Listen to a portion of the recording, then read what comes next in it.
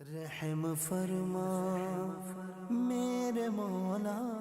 اگلا سوال روحانیت کے حوالے سے ہے کہ قلب جاری ہونے سے کیا مراد ہے؟ قلب دل دل دیکھیں، قلب تو جاری ہوگا تو بندہ زندہ رہے گا، قلب بند ہو جائے گا تو بندہ مر جائے گا۔ لیکن صوفیاء کے اصطلاح میں جو قلب کا جاری ہونا ہے اس سے مراد یہ ہوتا ہے کہ اللہ کا ذکر دل پر جاری ہو جائے۔ اسے یوں سمجھیے کہ ہم ذکر کو 3 صورتوں میں ڈیوائیڈ کرتے ہیں: ذکر باللسان، ذکر بالاعضاء اور ذکر بالقلب کہتے ہیں۔ تو ایک ہوتا ہے زبان سے اللہ اللہ کرنا، یہ ذکر باللسان ہے۔ اعضاء کو اللہ کی رضا والے کاموں میں استعمال کرنا، یہ ذکر بالاعضاء کہلاتا ہے۔ اور دل سے اللہ اللہ کرنا، یہ ذکر بالقلب کہلاتا ہے۔ تو اس کی صوفیاء کے یہاں بڑی پریکٹس ہوتی ہے کہ جب سانس آپ لیتے ہیں اللہ تو باہر کی طرف آئے، ہو آپ کہتے ہیں تو اندر کی طرف جائے، مختلف طریقہ کار ہیں۔ تو جب آپ کی کیفیت یہ ہو جاتی ہے کہ آپ کا دل ہر وقت دھڑک رہا ہے اور وہ اللہ اللہ کر رہا ہے تو آپ کا ہر لمحہ اللہ کے ذکر میں بسر ہو رہا ہے، جیسا کہ نبی کریم صلی اللہ علیہ وسلم کی ذات مبارکہ کے حوالے سے کہ آپ کا کوئی ایک لمحہ بھی اللہ کے ذکر سے غافل نہیں ہے اور خالی نہیں ہے۔ غافل تو نہ کہیے، خالی نہیں ہے۔ تو اب وہ کس طرح ہوگا؟ وہ اس سے مراد ہے ذکر خفی، ذکر بالقلب۔ تو قلب جاری ہونے سے یہ مراد ہوتا ہے۔ اچھا، اس میں آپ نے بعض لوگوں کو دیکھا ہوگا کہ ان کا دل حرکت کرنا شروع کر دیتا ہے تیز تیز۔ تو یہ بعض جگہوں پر تو یہ یوں کہہ لیجئے کہ استدراج بھی ہوتا ہے، دکھلاوا بھی ہوتا ہے۔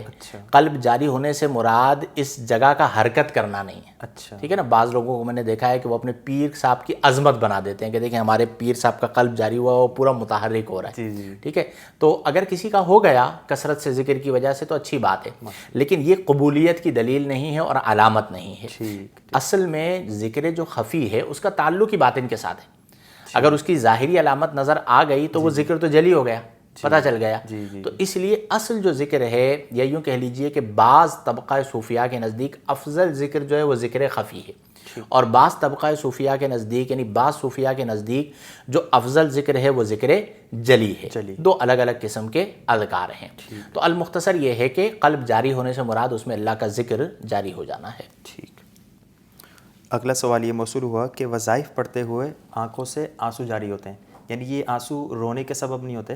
یعنی کوئی شخص اگر کوئی وظیفہ کر رہا ہے تو اب اس کی آنکھ سے آنسو جاری ہوتے ہیں؟ دیکھیں، وظائف جو ہے نا یہ ایک روحانی طاقت رکھتے ہیں، اور ہر وظیفے کا، جیسے آپ اس میں جلالت کا وظیفہ کرتے ہیں اللہ کا، یا آپ یا رافعو کا وظیفہ کرتے ہیں، یا عزیزو کا وظیفہ کرتے ہیں، یا حلیمو کا وظیفہ کرتے ہیں، تو ہر اسم کی ایک تاثیر ہے۔ اور جب آپ وہ وظیفہ کر رہے ہوتے ہیں تو وہ تاثیر آپ کے باطن میں آ رہی ہوتی ہے، پھر اس کا اثر آپ کے دل پر ہوتا ہے، جس کا لازمی نتیجہ یہ ہوتا ہے کہ آپ کو رقت قلبی نصیب ہو جاتی ہے، یعنی آپ کا دل نرم ہو جاتا ہے، رقیق القلب ہو جاتا ہے بندہ۔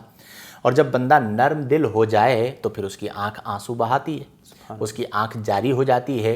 اور آنکھ کا جاری ہونا یا آنسو بہانا یا رونا آ جانا یہ بھی ایک اللہ کی بڑی نعمت ہے، کیونکہ شقاوت قلبی کی علامت یہ ہے کہ رونا نہیں آتا۔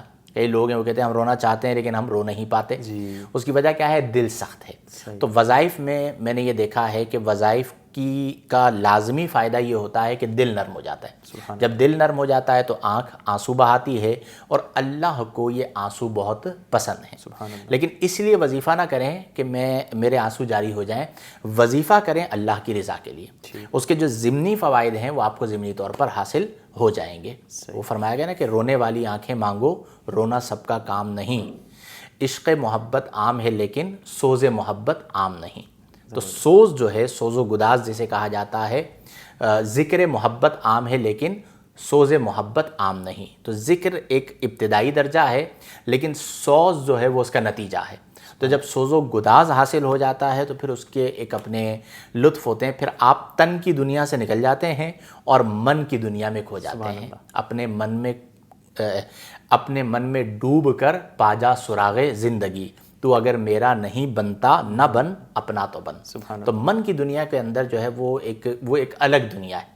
جسم آپ کا دنیا میں موجود ہوتا ہے، لیکن آپ روحانی طور پر عالم ناسوت سے نکل کے عالم ملکوت، عالم لاہوت اور عالم ہاہوت کی سیر کر رہے ہوتے ہیں، اور یہ تب ہوتا ہے جب آپ کو دل کی نرمی نصیب ہو جائے۔ تو بنیادی طور پر اگر رونا آ رہا ہے تو یہ اللہ کی نعمت ہے، اس پہ شکر ادا کریں. سبحان اللہ، ماشاء اللہ.